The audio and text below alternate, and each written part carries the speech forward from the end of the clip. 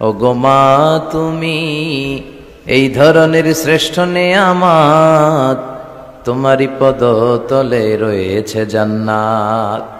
বিশ্বনবী সাল্লাল্লাহু আলাইহি ওয়াসাল্লাম সব সময় নারীদেরকে খুব বেশি সম্মান করতেন, কারণ নারীরা হচ্ছে মায়ের জাত, সম্মানিতা। আর বিশ্বনবী বলেছেন, আল জান্নাতু তাহতা আকদামি উম্মাহাতিকুম, তোমাদের মায়ের পদতলেই তোমাদের জান্নাত। কোন পুরুষের পায়ের নিচে জান্নাত, পিতার পায়ের নিচে জান্নাত, এই মর্মে কোনো হাদিস খুঁজে পাওয়া যায় না। কিন্তু নারী জাতিকে এতটাই মর্যাদা দেয়া হয়েছে, বিশ্বনবী বলেছেন তোমাদের মায়ের পায়ের নিচে জান্নাত। এই পৃথিবীটাকে যদি 1000 বারও বিক্রি করা হয় তাহলে জান্নাতের একটা চেয়ারের দাম হবে না। এই পৃথিবীকে কয়েক লক্ষ বার বিক্রি করে দিলেও জান্নাতের একটা টেবিলের দাম হবে না। আর যে জান্নাত মায়ের পায়ের নিচে পড়ে আছে, তাহলে ওই পা দুইটার দাম কত? ওই পায়ের দাম টাকা দিয়ে কিনা যাবে না, তাই না? ও গো মা তুমি এই ধরনের শ্রেষ্ঠ নেয়ামত, তোমারই পদতলে রয়েছে জান্নাত।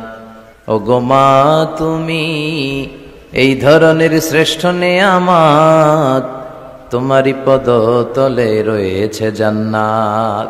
3টা কারণে আল্লাহ তাআলা মায়ের মর্যাদা বাড়িয়ে দিয়েছেন পিতার চেয়ে।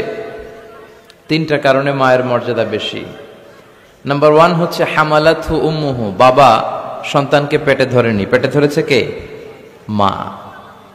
ওয়াহানান আলা ওয়াহান, ব্যথার পরে ব্যথা, যন্ত্রণা, জ্বালা, কষ্ট। পেটের এই কষ্টটা, সন্তান ধারণের প্রসবের কষ্টটা বাবা সহ্য করেনি, করেছে কে? মা।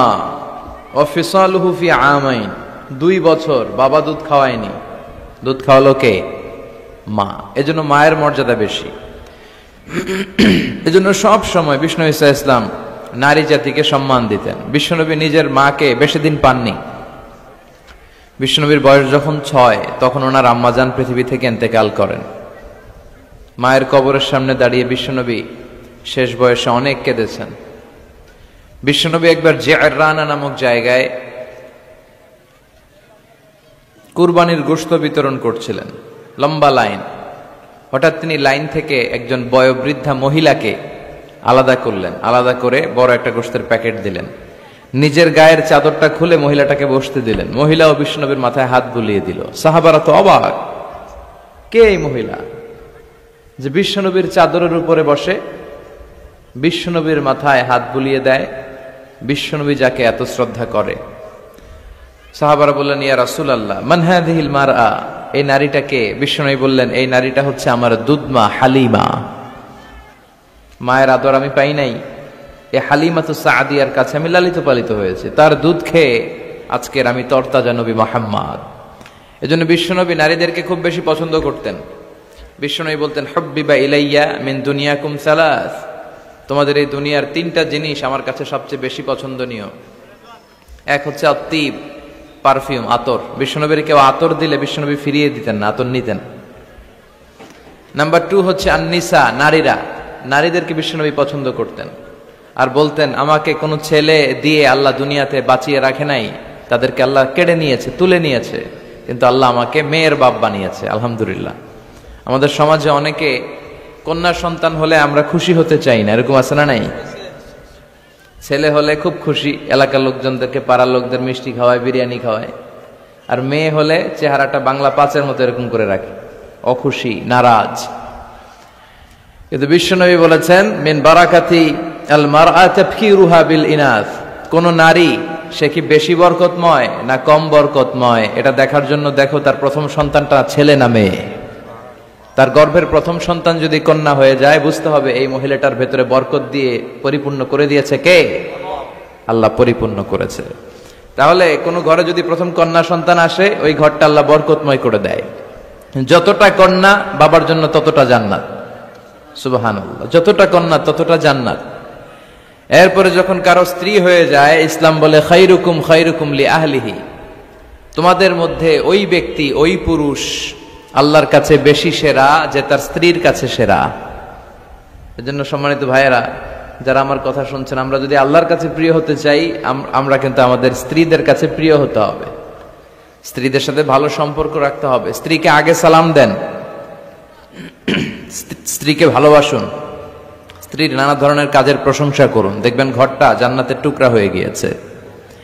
এরপর আপনার স্ত্রী যদি সন্তান সম্ভবা হয়, ইসলাম বলে বাচ্চা ডেলিভারি দিতে যেয়ে যদি কোনো মা দুনিয়া থেকে বিদায় নেয়, আল্লাহ তাআলা কিয়ামতের দিন ওই নারীকে শহীদদের কাতারে দাঁড় করিয়ে দিবেন, তিনি শাহীদা।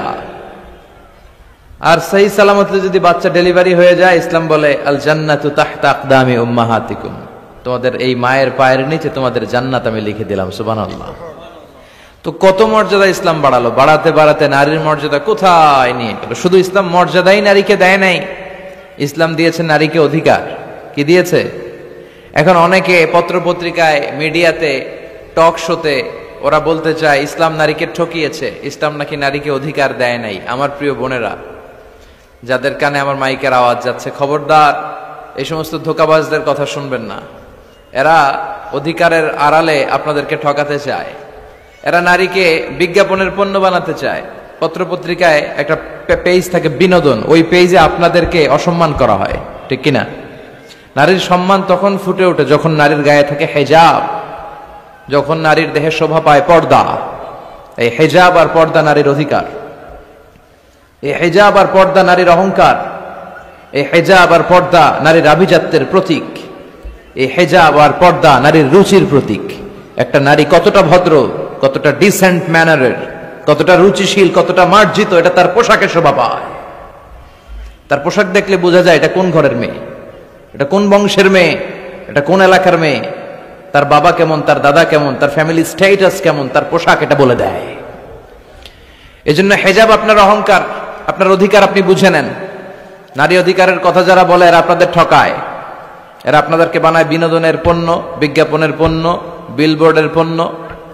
রূপালী পর্দায় নেকেড উলঙ্গ অবস্থায় আপনাদেরকে প্রদর্শিত করতে চায়, গল্প কবিতার উপন্যাসে আপনাদের সম্ভ্রমহানি করতে চায়।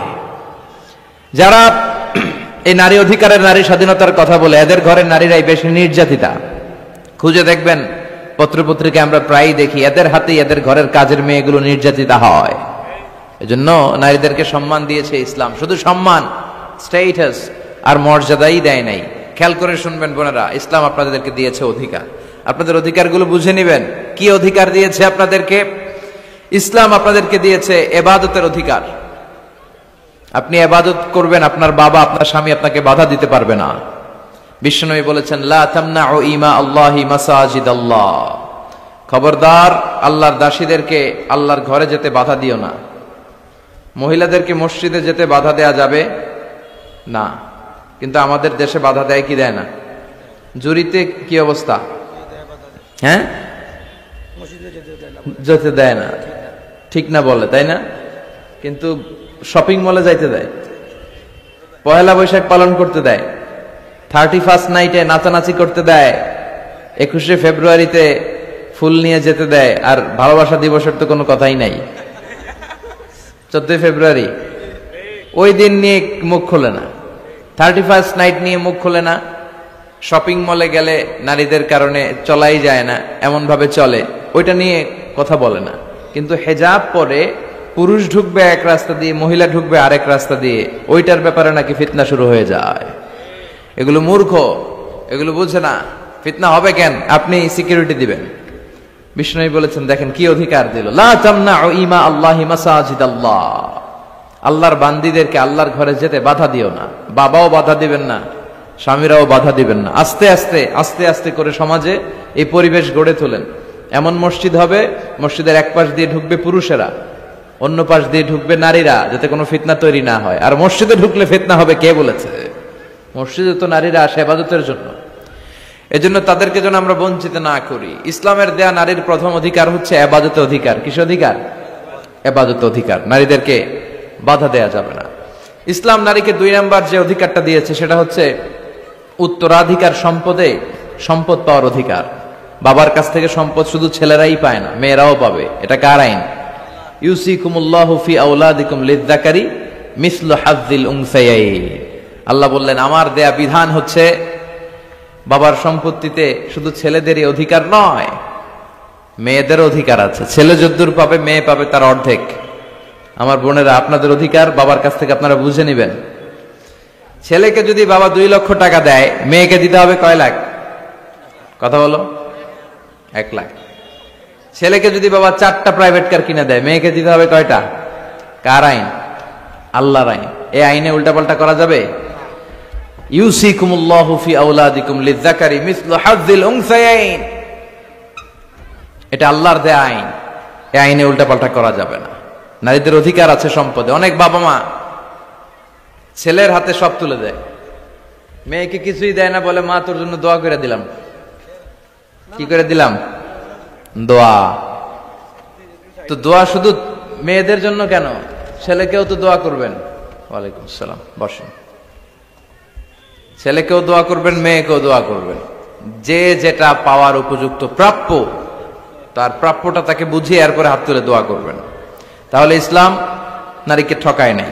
অনেক মা আছে ছেলের পাতে ভালো ভালো খাবার দেয়, মেয়েকে ঠকায়, আছে না নাই? জুরিতে বোধহয় এগুলো চলে না। ছেলের পাতে দেয় মুরগির রান, মেয়ের পাতে দেয় মুরগির ঠ্যাং। কিতা খাও তোমরা? ঠ্যাং খাওনি? হ্যাঁ, ট্যাং। তো ছেলের পাতে মুরগির রান, মেয়ের পাতে মুরগির ঠ্যাং। আহা, তো মেয়ের কি মুরগির রান খেতে মনে চায় না? চায়। যেই মা, যেই বাবা ছেলের পাতে মুরগির রান দেয়, মেয়ের পাতে মুরগির ঠ্যাং দেয়, ওই দেখবেন অনেক সময় ওই মা বাবার শেষ জীবনটা ছেলের বাড়িতে কাটে না, কাটে মেয়েদের বাড়িতে। প্রকৃতির একটা রিটার্ন আছে, আল্লাহর একটা খেলা আছে, ওই খেলাটা আল্লাহ খেলে দিবে শেষকালে। আল্লাহু আকবার। তাহলে ইসলাম নারীকে দিয়েছে ইবাদতে অধিকার, ইসলাম নারীকে দিয়েছে সম্পদে অধিকার। ইসলাম নারীকে 3 নম্বর যে অধিকারটা দিয়েছে, আল হুকুক ফিল মাহার, মোহর পাওয়ার অধিকার। প্রতিটা নারী বিয়ের সাথে সাথে তার হাজবেন্ডের কাছে মোহর আনার অধিকার আছে। সুবহানাল্লাহ। ওয়া আতুন নিসা সাদুকাতিহিন্না নিহলা, তোমরা সন্তুষ্ট চিত্তে তোমাদের স্ত্রীর হাতে মোহরানা তুলে দাও। কার আইন? আল্লাহর আইন। এখন এই মোহরানাও নাই। মোহরানার উল্টা পিঠে আমরা ঢুকাইছি যৌতুক। কি ঢুকাইছি? আল্লাহ দিল মোহরানা, আমরা নেই যৌতুক। কত বড় ডাকাত! এগুলো ডাকাত। সিলেটে কমনি? আচ্ছা, আলহামদুলিল্লাহ।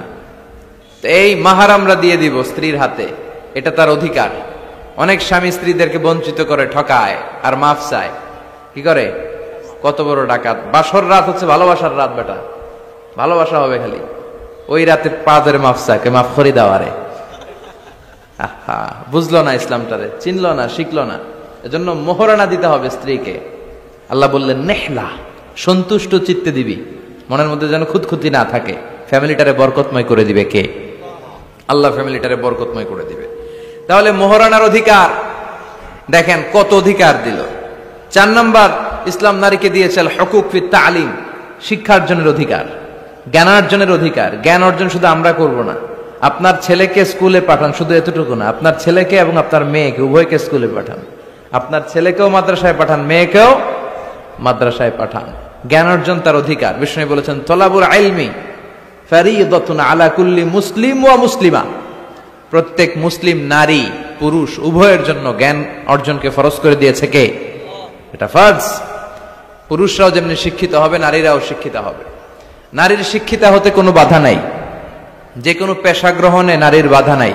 শর্ত হচ্ছে নারীকে হেজাব মেনটেন করতে হবে, পর্দা মেনটেন করতে হবে, তার সেফটি অ্যান্ড সিকিউরিটি এটা নিশ্চিত করতে হবে।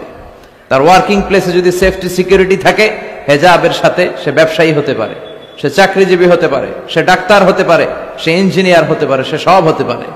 এই অধিকার নারীকে দিয়েছে কে? আল হুকুক ফিত তালিম, শিক্ষার্জনের অধিকার, জ্ঞানার্জনের অধিকার ইসলাম নারীকে দান করেছে। 5 নম্বরে ইসলাম নারীকে দিয়েছে হুসনুল মুআশারা, ভালো আচরণ পাবার অধিকার। ওয়া আশিরুহুন্না বিল মা'রুফ, আল্লাহর আদেশ, খবরদার স্ত্রীদের সাথে খারাপ আচরণ করো না, ভালো আচরণ করো। অনেক স্বামী আছে স্ত্রীর সাথে খারাপ আচরণ করে, কখনো হাসি দেয় না, মুখটা গোমরা করে রাখে, আছে না নাই? সব সময় ঝিরকি দিয়ে কথা বলে, রাগ দেখায়, বাবুগিরি দেখায়। সাহেবগিরি দেখায়, এরকম ডাকাইত আছে না নাই? বিশ্বনবীর মুখে সবসময় এক চিলতে হাসির ছোঁয়া লেগেই থাকতো। মা আয়েশা বলে, এত বছর বিশ্বনবী সংসার করলাম, একদিনও বিশ্বনবীকে আগে সালাম দিতে পারি নাই। সবসময় বিশ্বনবী আগে সালাম দিতেন। আপনারা ঘরে হাজবেন্ড যারা আছেন, দু চারজনের দিকে যারা আছেন, ঘরে ঢুকেই স্ত্রীকে আগে সালাম দিয়ে দিবেন, আর স্ত্রীও সবসময় ওত পেতে বসে থাকবেন যে দেখি আমি আগে দিতে পারি কিনা। এইভাবে আপনাদের মধ্যে যদি সালামের কম্পিটিশন হয়, ছেলে মেয়েগুলোরে আল্লাহ আল্লাহ বানায় দিবে কে? আমরা চাই আমাদের ফ্যামিলিগুলো জান্নাতি ফ্যামিলি হোক, আমাদের ছেলে মেয়েগুলো আল্লাহ আল্লাহ হোক।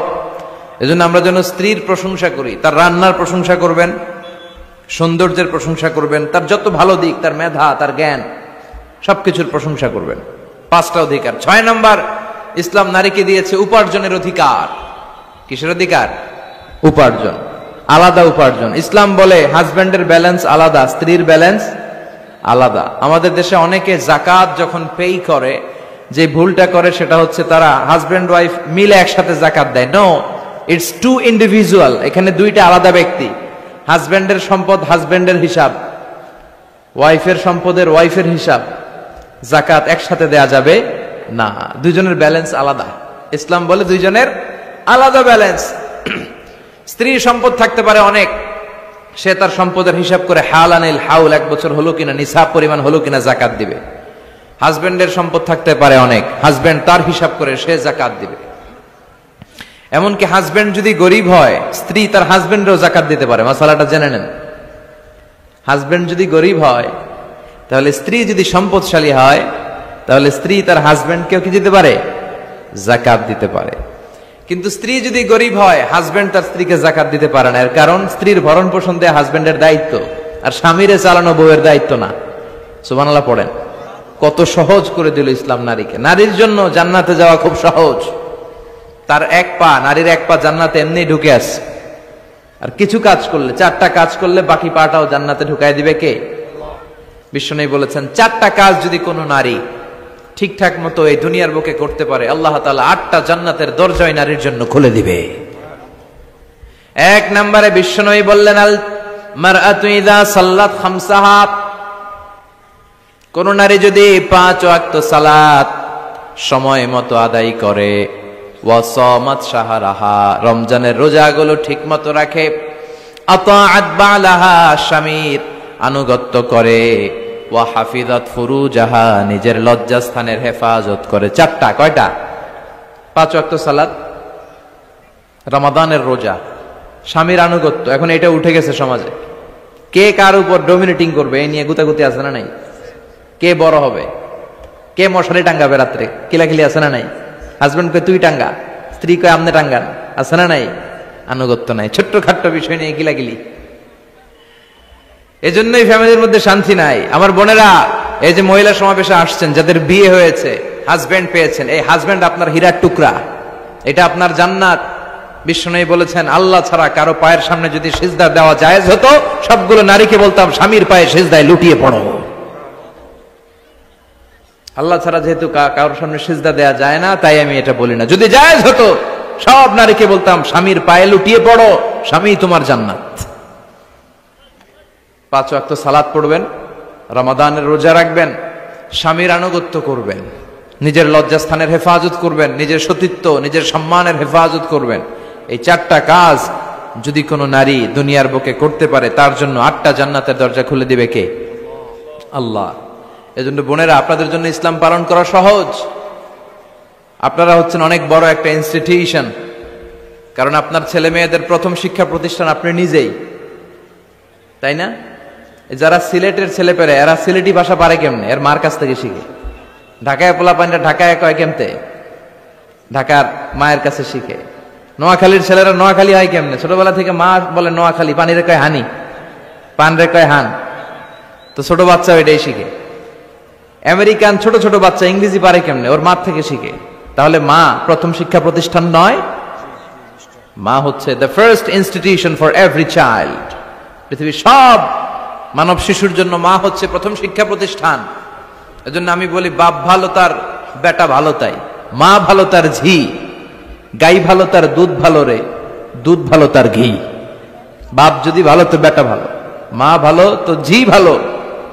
দুধ গাই ভালো তো দুধ ভালো, দুধ ভালো তো ঘি ভালো, তাই না? এই নারীদের পেট হচ্ছে খনি, তেলের খনি, গ্যাসের খনি, স্বর্ণের খনির চেয়ে আমি বলি এটা দামি খনি। এই নারী যদি হেজাব মেনটেন করে, কোরআন পড়ে, সুন্নাহ পড়ে, তাহলে এই নারীর পেট থেকে বড় বড় আল্লাহওয়ালা বেরোবে, দেশপ্রেমিক লোক বেরোবে, ভদ্র, সালেহ, শহীদ, নবী, সিদ্দিক এরা বেরিয়েছে, ঠিক কিনা? আরে একই নারী যদি ইসলাম না মানে, স্বামীর আনুগত্য না করে, সালাত না পড়ে, কোরআন সুন্নাহ না মানে, তাহলে এই পেট থেকে বড় বড় ডাকাত, দুর্নীতিবাজ, দেশের সম্পদ যারা লুণ্ঠন করে, অন্যকে হত্যা করে, জুলুম নির্বিচারে করে, এরকম ডাকাত বেরোবে। এই জন্য নারীরা সবচেয়ে বড় সম্পদ। বিষ্ণু বলেছেন, দুনিয়া কুল্লুহা মাতা ও খায়রু মাতা'আদ দুনিয়া আল মারআতু সালিহা। এই দুনিয়ার সবকিছু হচ্ছে সম্পদ, আর এই সব সম্পদের মধ্যে সবচেয়ে দামি সম্পদ হচ্ছে নেককার নারীরা। তার মানে এই জুরিতে যা তোমরা দেখো সব সম্পদ, আর এই সব সম্পদের মধ্যে দামি সম্পদ এই প্যান্ডেলের ভিতরে যারা আছে, এরা নেককার না? নেককার না হলে ওয়াজ শুনতে আসতো? এই প্যান্ডেলের ভিতরে যে বোনেরা, এরা পৃথিবীর সবচেয়ে দামি সম্পদ। এজন্য নিজেকে চিনেন, নো দাই সেলফ। আপনারা যে কতটা দামি, আপনারা যে কতটা সম্ভাবনাময়ী, এটা একটু বুঝবার চেষ্টা করেন। আবার বিশ্বনবী নারীদেরকে অনেক বিষয়ে সতর্ক করেছেন যে খবরদার এগুলো করো না। নারীদেরকে টাইট ফিটিং জামা পরতে নিষেধ করেছেন। আল কাসিয়াত আল আরিয়াত আল মাইলাত আল মুমিলাত। কিছু কিছু বোনেরা এমন টাইট বোরকা পরে তার দেহের সব উঁচু নিচু ভাঁজ টের পাওয়া যায়, পুরুষরা আরো বেশি আকৃষ্ট হয়। এই বোনদের ব্যাপারে আমি বলি, বিশ্বনবী বলেছেন লা ইয়াদখুলনাল জান্নাতা ওয়া লা ইয়াজিদনা রিহাহা। তারা জান্নাতে তো ঢুকবেই না, জান্নাতের ঘ্রাণও এদের নাকে লাগবে না। এখান থেকে জান্নাতে পৌঁছতে আরো 500 বছরের রাস্তা, এত দূরে থাকতেই জান্নাতের ঘ্রাণ আপনার নাকে এসে ধাক্কা দিবে। তারপর ওই নারীরা জান্নাতে ঢুকতে পারবে না। টাইট ফিটিং জামা আছে না নাই? এখন বোরকার মধ্যে অনেক ডিজাইন, ইদানিং এদিকে কিছু ডিজাইন করে পরে, এদিকে করো না, এদিকে করো না, এদিকে করো না, 4টা গম্বুজ বানায় এই জায়গায়, আছে না নাই? এগুলো করে, তো এগুলো করলে তার পর্দার চেয়ে তার সৌন্দর্যের প্রকাশ আরো বেশি হয়ে যায়। এরপরে বিশ্বনবী নিষেধ করেছেন ঝাঁঝালো পারফিউম দিয়ে বেরোতে নিষেধ করেছেন। আমার বোনেরা, নিজেদেরকে ক্লিন রাখবেন, পরিচ্ছন্ন রাখবেন অলওয়েজ। আপনি গায়ে ডিওডোরেন্ট, দুর্গন্ধনাশক পারফিউম দিতে পারেন, তবে সেটা জামার ভেতরে, বাইরে যেন প্রকাশ না পায়। অনেক মহিলা সেজে গুজে বোরকাটা পরে বোরকার উপরে মারে 2টা, আছে না নাই? এই ঝাঁঝালো গন্ধ আশেপাশের যতগুলো পুরুষের নাকে যাবে আপনার প্রতি আকৃষ্ট হবে। বিশ্বনবী নারীদেরকে জানিয়াদের সাথে তুলনা করেছেন, বলেছেন এরা জিনাকারী, এরা পর্দাওয়ালী নয়, এরা বোরকা পরে বেরোলেও লাভ হবে না, এরা জিনাকারিনী। কারণ এরা এদের গায়ের ঝাঁঝালো পারফিউম সুগন্ধ দিয়ে পরপুরুষকে আকৃষ্ট করার চেষ্টা করেছে। এটা একেবারে নিষেধ, এটা করবেন না। তাহলে টাইট ফিটিং বোরকা পরবেন না, ঢিলে ঢালা পরবেন, পাতলা জামা পরবেন না যে জামা দিয়ে আপনার শরীর দেখা যায়। নাম্বার 3, ঝাঁঝালো কোনো পারফিউম গায়ের মধ্যে মাখবেন না। নাম্বার 4, বিষ্ণু বলেছেন খবরদার আলগা চুল লাগাবে না কোনো নারীরা। লাগায় অনেকে, জুরিতে এগুলা নাই। অনেক নারীর চুল হয়তো ছোট, সে আলগা চুল লাগায়া সুন্দরী সাজে, বিশ্ব সুন্দরী ঐশ্বরিয়া রায় হইতে চায়, আছে না নাই? না, আল্লাহ যেটা দিয়েছে ওইটাতে আপনি সন্তুষ্ট থাকেন, আলগা চুল লাগাবেন না। এরপর বিষ্ণু ব্রু প্লাক করতে নিষেধ করছে। ব্রু প্লাক আছে না? পার্লারে গেলে কিভাবে যেন এদিক দিয়ে ব্রু প্লাক করে একেবারে চিকন করে দেয় এই 2টা। হ্যাঁ, না, এটা নিষেধ। ব্রু প্লাক করতে বিশ্বনবী নিষেধ করেছেন। আমার বোনেরা, আপনারা এটা করবেন না। এরপরে বিশ্বনবী নিষেধ করেছেন তোমরা একে অপরকে লাআনত দিবে না। 2 কারণে নারীরা জাহান্নামে যাবে বেশি। বিশ্বনবী মেরাজ থেকে এসে বললেন ইয়া মা'আশারান নিসা, ও নারীরা, তাসাদ্দাকনা, তোমরা বেশি বেশি সদকা করো, দান খয়রাত করো। নারীরা বললেন কেন? আমাদের বললেন কেন? বিশ্বনবী বললেন উরিতু কুন্না আকসারা আহলিন নার, আমি জাহান্নামে দেখেছি পুরুষের চেয়ে নারীরাই বেশি জাহান্নামী হবে। কি কারণে? 2টা কারণ। তাকফুরনাল আশিরা, সবাই না, অধিকাংশ নারীরাই স্বামীর অস্বীকৃতি করে। স্বামী যা দেয় এতে সন্তুষ্ট থাকতে চায় না, আছে না নাই? স্বামীর কি চাকরি, কি ব্যবসা, তার উপার্জন কতটুকু, এটাও আপনার দেখার দরকার, আছে না নাই? এখানেই তো আপনার সবরের বিষয়। জান্নাত তেমনি এমনি আসবে না বোন, আপনাকে সবর করতে হবে। স্বামীর নাশুকরি করবেন না। পাশের বাড়ির ভাবিরা তো এত মোটা নেকলেস কিনা দিছে, তুমি দাও না কেন? এদের ঘরে তো দামি সোফা সেট, আমার ঘরে নাই কেন? এদের তো এটা করে, এদের তো এটা দিছে হাজবেন্ড, আমারে দাও না কেন? এই যে নাশুকরি, এটা তাকে জাহান্নামী বানাবে। 2 নাম্বার, তুকসিরনা লা'না, তোমরা একে অপরের উপর লানত দাও। নারীরা রেগে গেলেই একজন আরেকজনের লানত দেয়। হেতুর উপরে আল্লাহর ঠেড়া হইতো, হেতুর উপরে আল্লাহর গজব হইতো, মানে তার উপর আল্লাহর গজব পড়ুক। এভাবে ঝগড়া লাগলে এক মহিলা আরেক মহিলাকে লানত দেয়। জুরির বোনেরা অবশ্য এগুলো দেয়টাই না, মাঝে মাঝে দে। আচ্ছা, তো এগুলো করা যাবে না, স্বামীর নাশুকরি করা যাবে না, এরপর লানত দেয়া যাবে না। এই যে বিশ্বনবী যেগুলো নিষেধ করলেন, এগুলো থেকে যদি আমরা বেঁচে থাকি, আর যে 4টা কাজের কথা বললেন, এগুলো যদি আমরা করি, তাহলে জান্নাতে যাওয়ার পথকে আমাদের জন্য সহজ করে দিবে কে? আমি সব সময় নারীদেরকে 6 জন নারীর জীবনী পড়তে বলি, আপনারাও পড়বেন, বাজার থেকে কিনবেন। আসিয়ার জীবনী, আসিয়া ইমরাতু ফেরাউন, ফেরাউনের বউয়ের নাম খোক্কা, নাম খিতা আসিয়া। এই আসিয়ার জীবনীটা প্রত্যেক নারীর জন্য পড়া ফরজ। কিভাবে তিনি ঈমান বাঁচিয়েছেন আপনি দেখবেন। এরপরে মারিয়ামের জীবনী পড়া ফরজ। মারিয়াম আলাইহিস সালাম, কিভাবে তিনি ইবাদতে মশগুল ছিলেন। 2 জন গেল। 3 নাম্বার, বিশ্বনবীর প্রথম স্ত্রী খাদিজা আল কুবরা তাহেরা। পতি ভক্তি কারে বলে, স্বামী ভক্তি কাকে বলে, আপনি দেখতে পাবেন ওনার জীবনীতে। 4 নাম্বারে, বিশ্বনবীর একমাত্র কুমারী স্ত্রী আয়েশা রাদিয়াল্লাহু তাআলা আনহা, কিভাবে জ্ঞানার্জন করতে হয় 2220টা হাদিস তিনি বর্ণনা করেছেন।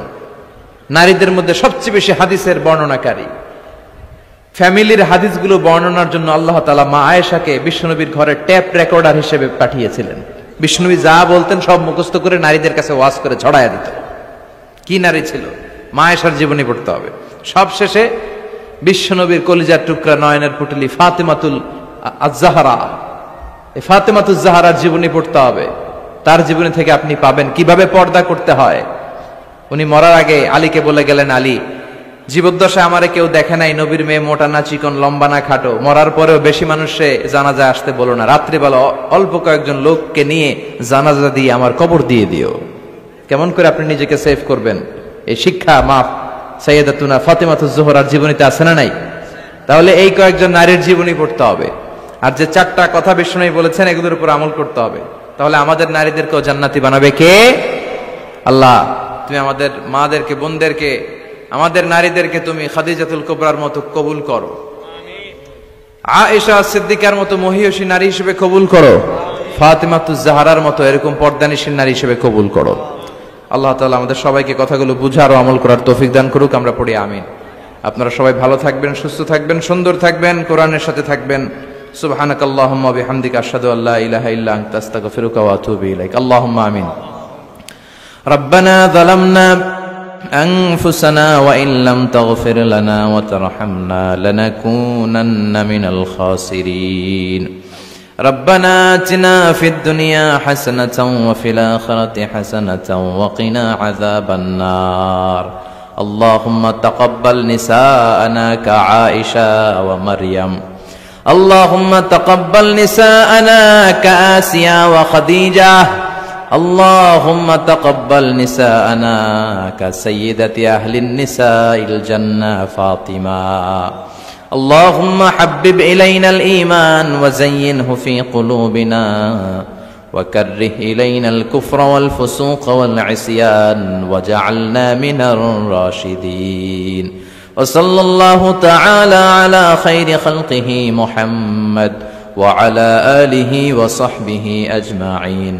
وجعل آخر كلامنا عند الموت لا إله إلا الله محمد رسول الله.